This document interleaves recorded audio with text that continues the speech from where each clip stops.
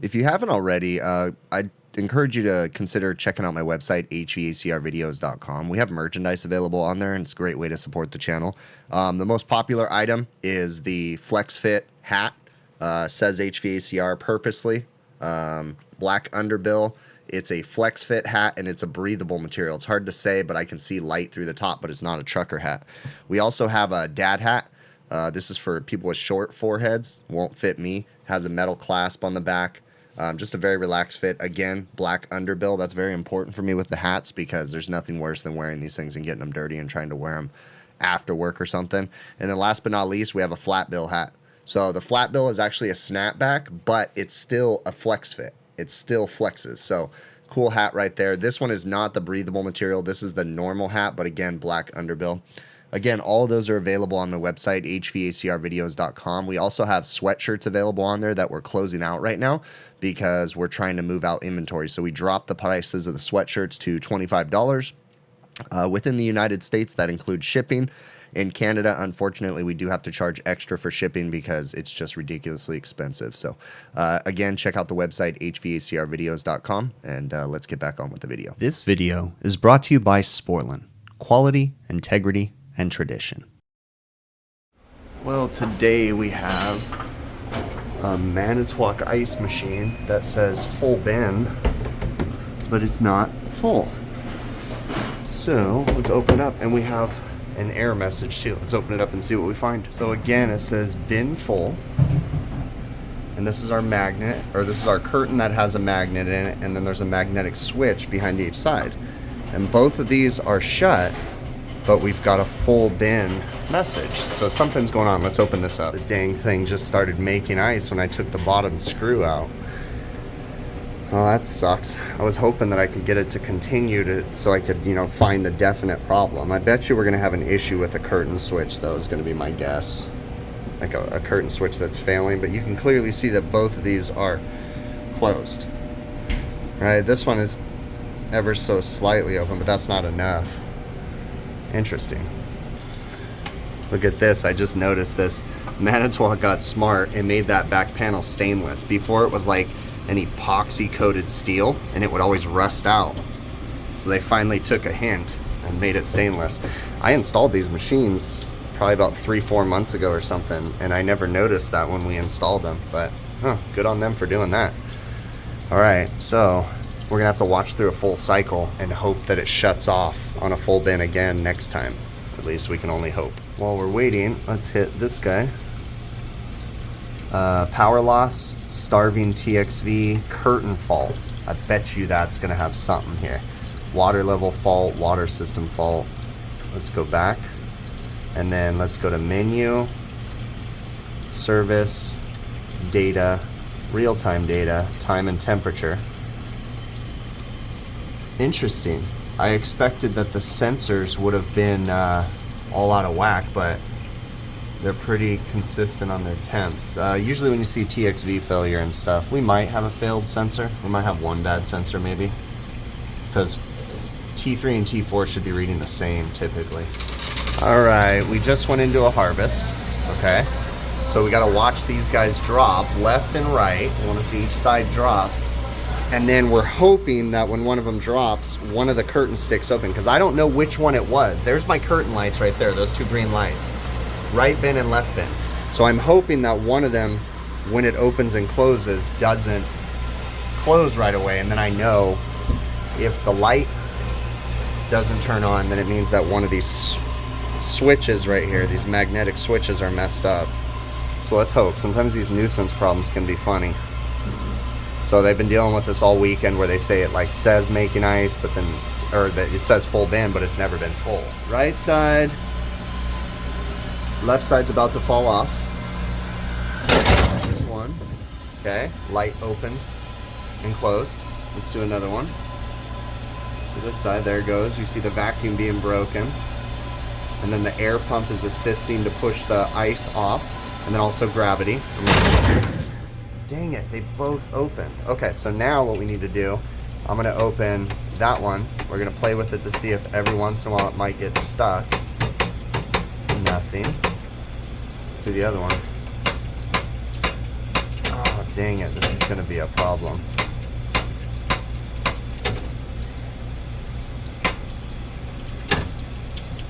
I hate curtain switch problems, trying to duplicate where they come from. I'm intrigued too, the evap temperatures, 18 and 27. I think we might have a bad sensor because the evaps are making great even ice. These sensors fail all the time, so here's one right here. The other one is behind this board in a really hard to get to spot. And then there's two more. This is a quiet cube machine, so the top two are just like in and out of the receiver. On a non-quiet cube, there's one for discharge and stuff, so.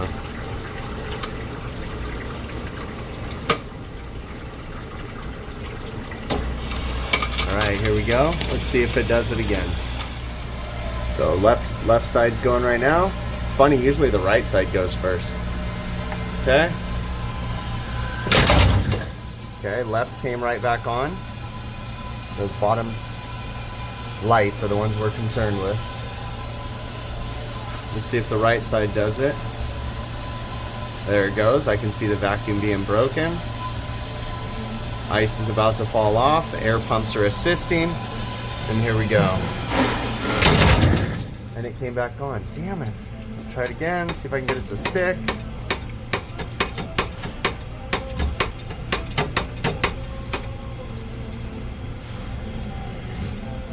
I'm like playing with it, like opening it ever so slightly. It'll stick off.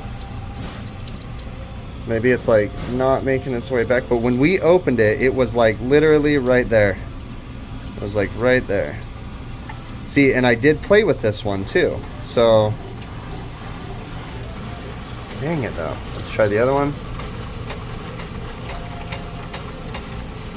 It's not sticking. This is gonna suck trying to find this problem. I don't know which curtain switch is the problem. I'm like doing anything I can. I was trying to like tap this. See if the lights flickered or anything when I tapped the switch. You know what's weird is every once in a while I'm getting the left side to flicker when I tap this one. Try tapping this one. Nothing. Huh. Gosh darn it. I hate these nuisance problems. You know something I did just notice though? I don't think it really matters, but they have left bin and right bin switched. So right bin's on the left bin's on... Oh, it just happened. It just happened. Wait, I was moving a wire. I wonder if we have a loose wire. What happened? Where's it at? Where's the connections? Ooh, yes, thank you. So it's this one, but it's these. I wonder if we just have a loose connection. Like if I, oh, see now it's back. Okay, there it is. Ah. That's why when I was tapping this, it's because I was shaking the machine. I was shaking the machine. I bet you it's like a loose or a bad connection. Let's see. Oh, dang it. Bastard. Alright, I'm gonna keep playing with this. It's something to do with here, with these connections. Oh my gosh, where is this problem? Maybe it's the ground wires? Because all it is